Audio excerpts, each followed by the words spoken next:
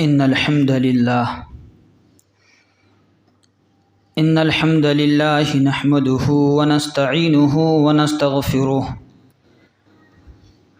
ونعوذ بالله من شرور أنفسنا ومن سيئات أعمالنا ومن يهده الله فلا مضل له ومن يضلله فلا هادي له وأشهد أن لا إله إلا الله وحده لا شريك له وأشهد أن محمدا عبده ورسوله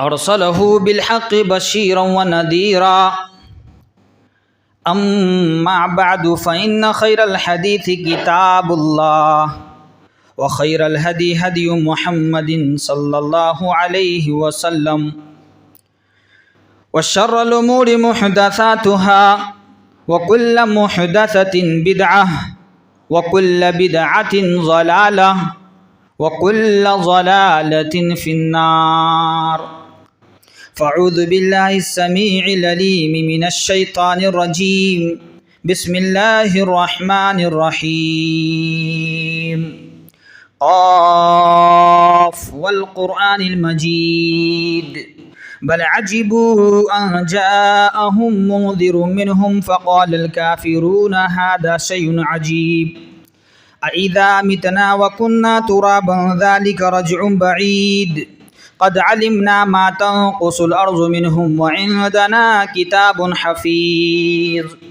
بل كذبوا بالحق لما جاءهم فهم في أمر مريج أفلم ينظروا إلى السماء فوقهم كيف بنيناها وزيناها وما لها من فروج والأرض مددناها وألقينا فيها رواسي وأنبتنا فيها من كل زوج بهيج تبصرة وذكرى لكل عبد منيب ونزلنا من السماء ماء مباركا فأنبتنا به جنات وحب الحصيد والنخل باسقات لها طلع نضيد رزقا للعباد وأحيينا به بلدة ميتا كذلك الخروج كذبت قبلهم قوم نوح وأصحاب رس وثمود وعاد وفرعون وإخوان لوط وأصحاب الأيكة وقوم تبع كل كذب الرسل فحق وعيد أفأعينا بالخلق الأول بل هم في لبس من خلق جديد وقال الله تبارك وتعالى في موضع آخر فأعوذ بالله السميع العليم من الشيطان الرجيم بسم الله الرحمن الرحيم الذين آمنوا وتطمئن قلوبهم بذكر الله ألا بذكر الله تطمئن القلوب وقال النبي صلى الله عليه وسلم عجبا لأمر المؤمن إن أمره كله له خير وليس ذلك لأحد إلا للمؤمن إن أصابته سراء شكر فكان خيرا له وإن أصابته ضراء صبر فكان خيرا له معزز سامعین اور حاضرین جمعہ، ہر قسم کی تعریف و توصیف اور حمد و ثنا صرف اس ذات کے لیے جو اپنی ذات اور صفات میں تنہا اور بے مثال ہے، جس کی الوہیت اور ربوبیت میں کوئی دوسرا شریک نہیں، جس نے ہمیں ہر قسم کی نعمتوں سے سرفراز فرمایا، جس نے ہمیں چلنے کے لیے 2 پاؤں دیے، دیکھنے کے لیے 2 آنکھیں دی، سننے کے لیے کان جیسی نعمتوں سے سرفراز فرمایا۔ درود و سلام ہو اللہ کی تمام برگزیدہ نبیوں پر۔ اللہم صلی علی محمد وعلى آل محمد كما صليت على إبراهيم وعلى آل إبراهيم إنك حميد مجيد اللهم بارك على محمد وعلى آل محمد كما باركت على إبراهيم وعلى آل إبراهيم إنك حميد مجيد۔ معزز سامعین، میں آپ کے سامنے جس عنوان کو لے کر روبرو ہوا ہوں وہ ہے دلوں کو سکون کیسے ملے گا۔ اور آج کا یہ میرا دوسرا خطبہ ہے مسجد ہادہ میں۔ میرے بھائیوں، میں نے ابھی آپ کے سامنے قرآن کریم کی تلاوت کی، الذین آمنوا وتطمئن قلوبهم بذکر اللہ، الا بذکر اللہ تطمئن القلوب۔ جو لوگ ایمان لائے ان کے دل اللہ کے ذکر سے مطمئن ہوتے ہیں، اور اللہ کے ذکر سے ہی دلوں کو سکون ملتا ہے۔ اس دنیا میں ہر کوئی سکون حاصل کرنا چاہتا ہے، ہر آدمی چاہتا ہے سکون کیسے ملے، لیکن اس کے اسباب کیا ہیں؟ دلوں کو سکون کیسے ملے گا؟ اس دنیا میں ہر کوئی سکون اور اطمینان قلب کا متلاشی ہے، حتیٰ کہ لوگ سکون پانے کے لیے بہت کچھ کر گزرتے لیکن سکون نہیں ملتا۔ اس کی وجہ کیا ہے؟ اس کی وجہ یہ ہے کہ لوگ سکون حاصل کرنے کے لیے وہ طریقے، وہ راستے، وہ حربے استعمال کرتے ہیں جن سے سکون کی بجائے مزید بے سکونی ملتی ہے۔ لوگ سمجھتے کہ خواہشات کے پورے ہونے سے سکون ملتا ہے، یہ محض خوش فہمی اور مغالطہ ہیں۔ کتنے ہی لوگ ہیں جن کے پاس مال و منال کے انبار لگے ہوئے ہیں، دولت کی کوئی کمی نہیں ہوتی، لیکن بے سکونی کی وجہ سے نیند تک نہیں آتی۔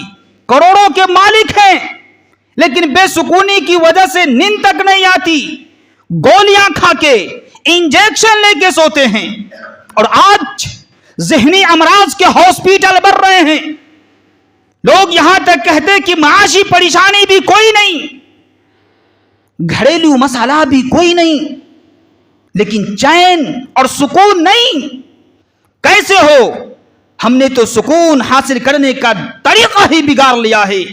لوگ فلموں ڈراموں میں سکون ڈھونڈ رہے ہیں، کھیل تماشے میں جی لگا کر اطمینان قلب تلاش کر رہے ہیں۔ نہیں، یہ سکون کی جگہ نہیں، یہ تو بے سکونی کے اسباب ہیں۔ ان سے اضطراب، بے چینی، بے قراری تو مل سکتی ہے، سکون کبھی نہیں مل سکتا، راحت کی زندگی کبھی نہیں مل سکتی۔ اور سکون کیسے ملے گا؟ رسول عربی صلی اللہ علیہ وسلم کی سیرت سے پوچھیں کہ سکون کیسے ملے گا؟ سکون حاصل کرنے کا طریقہ کیا ہے؟ الذین آمنوا وتطمئن قلوبهم بذکر اللہ۔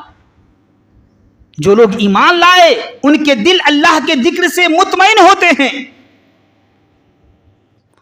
اور انہی لوگوں، یہ جو لوگ ہیں انہی کو سکون ملتا ہے اللہ کے ذکر کرنے سے۔ اللہ تبارک و تعالیٰ کا فرمان ہے، فَإِمَّا يَأْتِيَنَّكُم مِّنِّي هُدًى فَمَنِ اتَّبَعَ هُدَايَ فَلَا يَضِلُّ وَلَا يَشْقَى وَمَنْ أَعْرَضَ عَنْ ذِكْرِي فَإِنَّ لَهُ مَعِيشَةً ضَنكًا وَنَحْشُرُهُ يَوْمَ الْقِيَامَةِ أَعْمَى قَالَ رَبِّ لِمَ حَشَرْتَنِي أَعْمَى وَقَدْ كُنتُ بَصِيرًا قَالَ كَذَلِكَ أَتَتْكَ آيَاتُنَا فَنَسِيتَهَا وَكَذَلِكَ الْيَوْمَ تُنسَى۔ کہ جو میری نازل کردہ ہدایات کے مطابق زندگی گزاریں گے، ہم انہیں باوقار ستھری پرسکون زندگی دیں گے۔ جو میری نازل کردہ ہدایات کے مطابق زندگی گزاریں گے وہ نہ گمراہ ہوں گے، نہ بھٹکیں گے، نہ بے قراری بدبختی کا شکار ہوں گے، بلکہ وہ سعادت مندی، سکون والی زندگی پائیں گے۔ لیکن جو میرے ذکر سے اعراض کرے گا، میری عبادت و اطاعت سے انحراف کرے گا، ہم ان کی زندگی کو تنگ کر دیں گے۔ ان کے لیے سکھ، چین، سکون نہیں ہوگا، بلکہ تنگی، بے قراری، بے سکونی والی زندگی پائیں گے۔ انہیں دنیا، قبر، حشر کہیں بھی سکون نہیں ملے گا۔ اللہ تبارک و تعالیٰ کا فرمان ہے من عمل صالحا من ذکر او انثى وهو مؤمن فلنحيينه حیاتا طیبہ، کہ جو مرد اور عورت نیک عمل کریں گے، کتاب و سنت کے مطابق زندگی گزاریں گے، ہم انہیں باوقار ستری پرسکون زندگی دیں گے۔ اللہ اکبر۔ دنیا میں بھی سکون، قبر میں بھی سکون، حشر میں بھی سکون ہی نصیب ہوگا۔ تو سکون حاصل کرنے کے لیے یہ بڑی جامع نصیحت ہے کہ اپنی زندگی اللہ کی نازل کردہ شریعت کے مطابق بنا لی جائے تو سکون مل جائے گا۔ اس لیے کہ گناہ، نافرمانی، فسق و فجور یہ تو دلوں کے روگ ہیں جن سے دل بگڑ جاتا، قرار نہیں پاتا۔ غور کیجئے، ایک تکلیف، ایک مصیبت، ایک پریشانی ایک بے دین شخص کو آتی ہے، کیا پریشانی، تکلیف، مصیبتیں ایک بے دین شخص کو آتی ہے تو کیا کرتا؟ دیواروں پہ ٹکرے مارتا ہے، اپنا سر پٹکتا ہے، خودکشی پہ اتر آتا، واہ ویلا کرتا ہے، حتیٰ کہ ذہنی توازن تک کھو بیٹھتا۔ لیکن وہی صدمہ، وہی تکلیف، وہی مصیبت، وہی پریشانی ایک دیندار، متقی، پرہیزگار شخص کو پہنچتی ہے تو تکلیف میں بھی پرسکون رہتا ہے۔ اللہ اکبر۔ وہ مصیبت و پریشانی میں بھی صبر کرتا ہے، وہ خودکشی نہیں کرتا، وہ دیواروں پہ ٹھوکرے نہیں مارتا، وہ واہ ویلا نہیں کرتا، ذہنی توازن سے محروم نہیں ہوتا، بلکہ مصیبت و پریشانی کو اللہ کا فیصلہ سمجھ کر قبول کر لیتا ہے اور اللہ تبارک و تعالیٰ کی طرف سے اسے سکون ملتا ہے۔ اسی بات کو اللہ کے رسول صلی اللہ علیہ وسلم نے ان الفاظ سے تعبیر فرمایا۔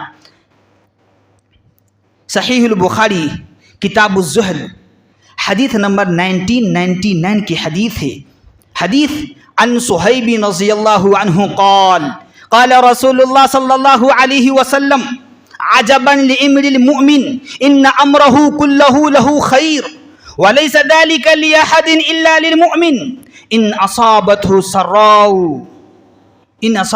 سراء شکر فكان خيرا له وان اصابته ضراء صبر فكان خيرا له۔ اس حدیث کے راوی حضرت صہیب رضی اللہ تعالی عنہ وہ بیان کرتے ہیں کہ اللہ کے رسول صلی اللہ علیہ وسلم نے فرمایا، تعجب ہے ایماندار شخص کی حالت پر اپنے تمام معاملات کو اپنے لیے بہتر سمجھتا ہے، اگرچہ بظاہر معاملات بہتر نہیں ہوتے پھر بھی اپنے معاملات کو بہتر سمجھتے ہیں۔ اور یہ اعجاز، یہ مقام و مرتبہ صرف ایماندار شخص کو حاصل ہوتا ہے۔ اگر اسے خوشی حاصل ہوتا ہے تو اللہ رب العالمین کا شکر ادا کرتا ہے، تو اس کا شکر ادا کرنا اس کے لیے بہتر ہوتا ہے۔ اور اگر اسے مصیبت، پریشانی، تکلیف وغیرہ پہنچتی ہے تو کیا کرتا؟ صبر کرتا ہے، تو اس کا صبر کرنا اس کے لیے بہتر ہوتا ہے۔ بہرحال ان آیات اور احادیث میں اطمینان قلب اور دلی سکون کا کلی ضابطہ دستور بیان کیا گیا ہے، اور وہ ایمان اتباع قرآن و سنت ہے۔ اسی طرح قرآن و سنت میں سکون حاصل کرنے کے لیے کئی جزوی اسباب بیان کیے گئے ہیں۔ مثلا آنکھیں دل کے ساتھ مربوط ہیں، دل اور آنکھوں کا آپس میں بڑا گہرا رشتہ تعلق ہے، اس لیے شریعت میں آنکھوں کے متعلق 2 ضابطے بتلائے گئے ہیں، اگر ان پر عمل کر لیا جائے تو دل سکون پاتا ہے۔ انسان کے اندر 2 خواہشیں بنیادی حیثیت رکھتی ہے، ایک مادی خواہش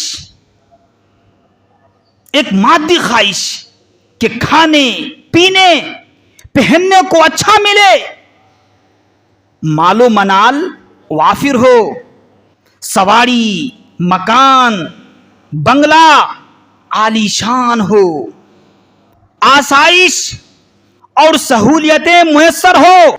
ये ख्वाहिश पूरी नहीं होती तो इंसान का दिल तड़पता है। दूसरी जिनसी ख्वाहिश, जब ये ख्वाहिश पूरी नहीं होती तो इंसान का दिल बेकरार होता है। इन दोनों ख्वाहिशों को इत्तेदाल पर लाने के लिए नज़र की हिफाजत ज़रूरी है, और नज़र की हिफाजत के 2 ज़ाब्ते बतलाए गए हैं। कितने? 2 ज़ाब्ते। पहला ज़ाब्ता क्या है? पहला ज़ाब्ता है कि मादी ख्वाहिश को इत्तेदाल में रखने के लिए है। हदीस इस तरह सहीहुल बुखारी किताबुर रिकाक हदीस नंबर 6436 की हदीस है, 6490 की हदीस है। उन्जुरू इला मन हुआ अस्फल मिनकुम वला तंजुरू इला मन हुआ फौककुम ज़ालिका अजदरू अल्ला तज़दिरू निअमतल्लाहि अलैकुम। अल्लाहु अकबर। बहुत ही जामे हदीस है, ज़रा गौर कीजिए। अल्लाह के रसूल सल्लल्लाहु अलैहि वसल्लम ने फरमाया इस हदीस के अंदर कि लोगों, अपने से नीचे वाले लोगों को देखो, अपने से ऊपर वालों को ना देखो। ये इस बात का जरिया है कि तुम अल्लाह की नेमतों को हकीर नहीं जानोगे। यानी दुनिया के मैदान में मालो मनाल, सवारी, मकान, इन सारी चीजों में अपने से नीचे वाले लोगों को देखो, अपने से ऊपर वालों को ना देखो। यानी अपने मकान वाला किराए पे रहने वाले को देखे, किराए वाला झोपड़े वाले को देखे, झोपड़े वाले फुटपाथ वाले को देखे। इससे अल्लाह की नेमत की कदर होगी, इससे अल्लाह की नेमतों की कदर होगी, शुक्रगुजारी पैदा होगी, नतीजतन सुकून मिलेगा। आज हमारा हाल यह है कि हम अपने से ऊपर वाले को देख देख कर हर वक्त जलते कुरहते रहते हैं। मेरे पास जमीन भी नहीं है, गाड़ी भी नहीं है, बंगला भी नहीं है, मकान भी नहीं है, फला के पास तो ये है, वो है, दिस है, दैट है, मेरे पास कुछ भी नहीं। मेरे भाई, ऐसे देखने से सुकून नहीं, मजीद बेसुकूनी मिलेगी। आइए सुकून कैसे मिलेगा इस वाक़े से समझते हैं। बाबा सादी फारसी का मारूफ व मशहूर अदीब है। सुकून के सिलसिले में इस वाक़े को मैं बयान कर रहा हूँ, ज़रा तवज्जो सुने। बाबा सादी फारसी का मारूफ व मशहूर अदीब है। वो अपनी आप बीती बयान करता कि मैं लंबा सफ़र करके दमिश्क गया। दमिश्क जाने के लिए सवारी तो कुजा, पाँव में पहनने को जूता भी नहीं था। वो कहते हैं कि यही सोचते सोचते दमिश्क की जामे मस्जिद में दाखिल हुआ। मस्जिद में दाखिल होते ही पहली नज़र ऐसे शख्स पर पड़ी जिसके दोनों पाँव नहीं थे। अल्लाहु अकबर। वो बाबा सादी कहते हैं कि जब मैं दमिश्क जाने के लिए रवाना हुआ तो सवारी मेरे पास नहीं थी। सवारी तो दूर की बात है, पाँव में पहनने को जूता भी नहीं था। पैदल चलने की वजह से पाँव में आबले निकल आए। दिल में शिकवा पैदा हुआ कि रब्बुल आलमीन ने मुझे पहनने के लिए जूता भी नहीं दिया। वो कहते हैं कि मैं इसी सोच में, इसी गौर व फिक्र में चलता गया। मैं जामे मस्जिद की, दमिश्क की जामे मस्जिद में दाखिल हुआ। जब मैं मस्जिद में दाखिल हुआ तो मेरी नज़र, पहली नजर ऐसे शख्स पर पड़ी जिसके दोनों के दोनों पांव नहीं थे। वो कहते हैं कि मेरे पांव तले जमीन खिसक गई। मैंने फौरन अल्लाह का शुक्र अदा किया, सजदा शुक्र बजा लाया कि क्या हुआ, रब्बुल आलमीन ने मुझे पहनने के लिए जूता भी नहीं दिया।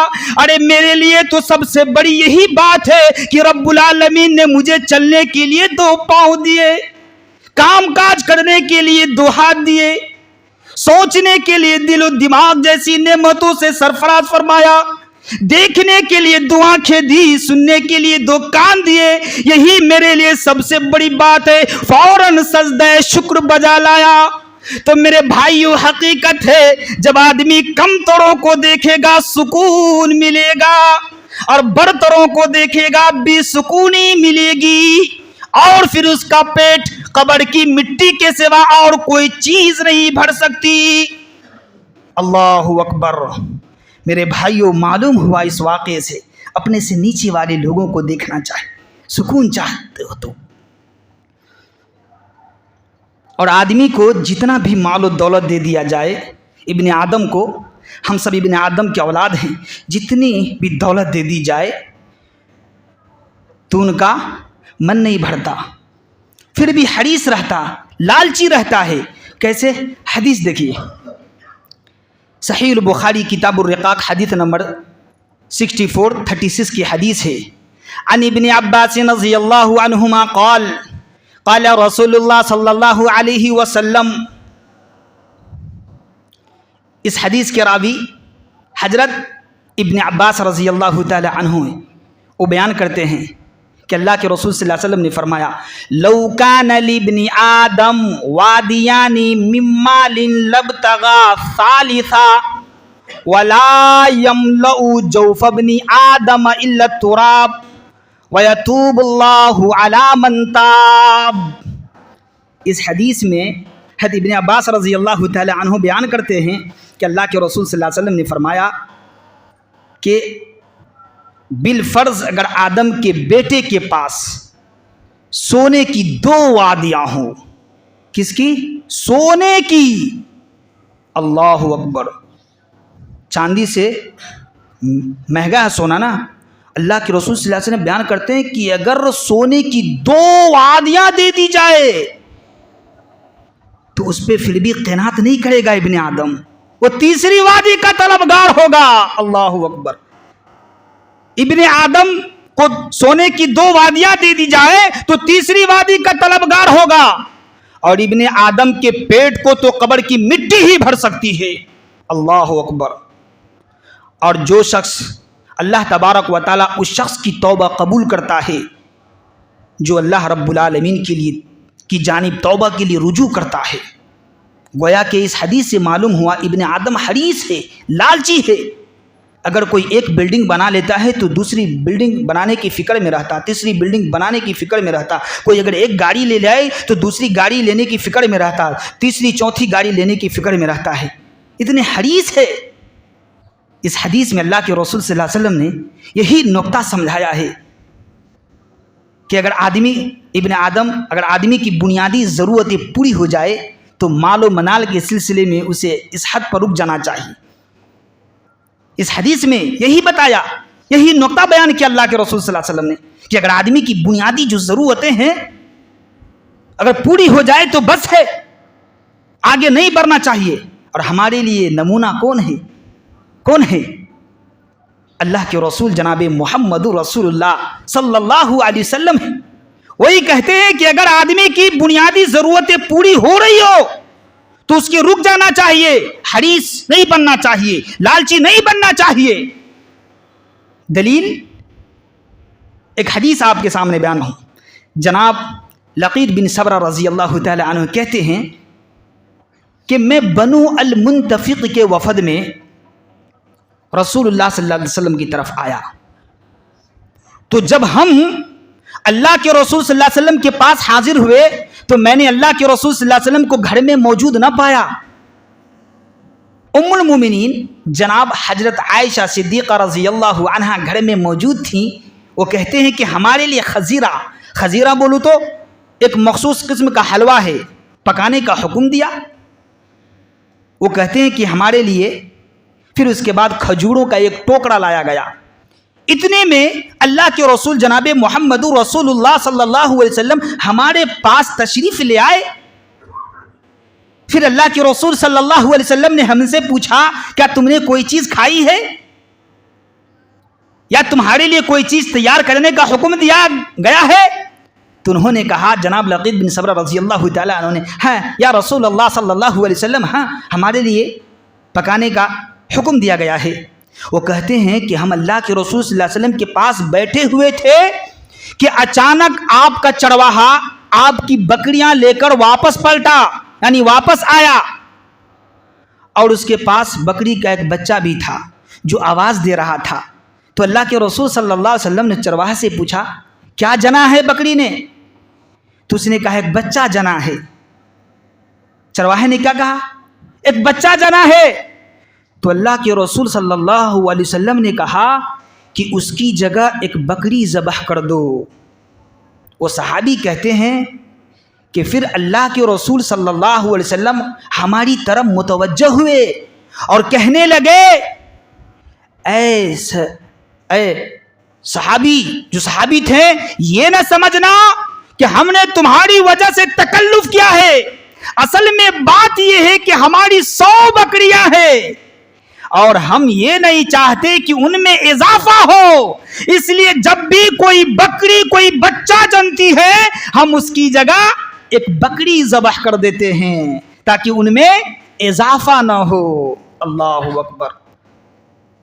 میرے بھائیوں، اس حدیث سے معلوم ہوا، اس حدیث میں ہمارے لیے اللہ کے رسول صلی اللہ علیہ وسلم کا نمونہ ہے. معلوم ہوا کہ جب بنیادی ضرورتیں پوری ہو رہی ہو تو مال و منال کے سلسلے میں رک جانا چاہیے، حریص لالچی نہیں بننا چاہیے. اب معلوم ہے امیر سے جو غریب لوگ ہیں 500 سال پہلے جنت میں جائے گا. ان کے پاس بہت سارے خزانے، مال و دولت، ساری چیز ہوں گی. تو ساری چیزوں کو اگر دنیا میں اللہ نے دیا ہے تو حساب و کتاب تو اللہ لے گا یا نہیں؟ دینا پڑے گا. غریب جو ہیں ان سے پہلے جنت میں جائے گا حساب و کتاب دینے کے بعد. بہرحال کہنے کا مطلب یہ ہے کہ دلوں کو سکون ان چیزوں سے بھی ملتا ہے. آدمی کو چاہیے کہ ہمیشہ اللہ رب العالمین کا ذکر و اذکار کرے، نمازوں کا اہتمام کرے، اور جو اپنے سے اوپر والے ہیں ان کو نہ دیکھیں. ان سے سکون نہیں بلکہ بے سکونی ملے گی. اور جو اللہ نے مال و دولت دیا ہے، ضرورت پوری ہو رہی ہے تو اس نے حریص نہیں بننا چاہیے. یہ پہلا ضابطہ ہے. اور نظر کی حفاظت کا دو ضابطے میں نے بتلایا تھا. دوسرا ضابطہ ہے کہ جنسی خواہش کو اعتدال میں رکھنے کے لیے اللہ تبارک و تعالیٰ کا فرمان ہے، سورۃ النور سورہ نمبر 24 اور آیت نمبر 30 ہے، قل للمؤمنین یغضوا من ابصارهم ويحفظوا فروجهم ذلك ازکی لهم ان اللہ خبیر بما یصنعون. اللہ اکبر. اللہ کے رسول صلی اللہ علیہ وسلم نے فرمایا کہ نگاہیں پست رکھو، غیر محرم عورتوں کو نہ دیکھو، اس سے سکون ملے گا، اس سے سکون حاصل ہوگا. آج بے پردگی، فلم، ڈرامہ، ڈش، کیبل، مرد و زن کے اختلاط نے سکون برباد کر کے رکھ دیا ہے. حکم تو تھا کہ کوئی عورت سامنے آ جائے، صرف بصرک فوراً اپنی نظر پھیر لو.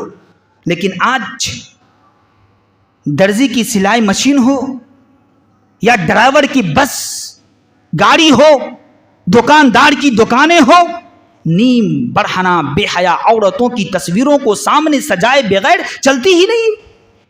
اللہ کے رسول صلی اللہ علیہ وسلم نے فرمایا تھا کہ غیر محرم عورت پر پڑنے والی نظر شیطان کا زہریلا تیر ہے جو دل میں کھبتا، دل کو زخمی کر دیتا ہے. آج نظروں کی آوارگی کا نتیجہ ہے میرے بھائیوں کہ دل گندی عشق اور محبت سے بھر گئے، اللہ رسول قرآن کی محبت سے خالی ہو گئے، سکون برباد ہو گیا، نظروں کی آوارگی سے دل مردہ ہو گئے، ضمیر مردہ ہو گئے، روحانیت ختم ہو گئی، شجاعت و بہادری نہ رہی، غیرت و حیا نہ رہی، سکون چھن گیا، قلب و دماغ ہموم و غموم، اضطراب و انفطار سے پر ہو گیا. آئیے سکون قلب کے لیے شافی علاج موجود ہے، اور وہ علاج ایمان و تقوی ہے، اتباع شریعت ہے، خشیت الہی ہے. وہ علاج اللہ اور اس کے رسول صلی اللہ علیہ وسلم کی سچی محبت ہے، کتاب و سنت پر پختہ عمل ہے، عبادت و اطاعت میں مشغول ہونا ہے. اور یہ علاج 100% یقینی ہے، لیکن آزمائش شرط ہے. صحابہ کرام رضی اللہ عنہم کی سیرت پڑھیے میرے بھائیوں. ہر طرف سے اذیتیں، ہر جانب سے مصیبتیں، کئی دن کی مسلسل بھوک، با مشقت جہادی سفر، 24 گھنٹے میں کھانے کو صرف ایک کھجور، اس کے باوجود پرسکون، دل حساس بشاس، سجدے میں پڑھ کے اللہ کی شکر گزاری کرتے اور کہتے یا اللہ ہم تیری ثنا خوانی کا حق ہی ادا نہیں کر سکتے، یا اللہ ہم تیری ثنا خوانی کا حق ہی ادا نہیں کر سکتے۔ اللہ اکبر۔ اس طرح صحابہ کرام رضی اللہ تعالی عنہ مصیبت و پریشانی میں بھی اللہ کی نافرمانی نہیں کرتے۔ اللہ اکبر۔ لیکن ہم ہیں، انہوں نے صحیح طریقے سے سکون تلاش کیا، انہیں مل گیا، ہم نے غلط طریقہ اپنایا، ہم سکون پانے میں ناکام رہے۔ اللہ رب العالمین سے دعا ہے اخیر میں کہ مولا کریم ہم تمام لوگوں کو جو قرآن و حدیث کے مطابق جو طریقہ ہے صحیح سے سکون ڈھونڈنے کی توفیق عطا فرمائے۔ مولا کریم ہم تمام لوگوں کو ذکر و اذکار کرنے کی توفیق عطا فرمائے۔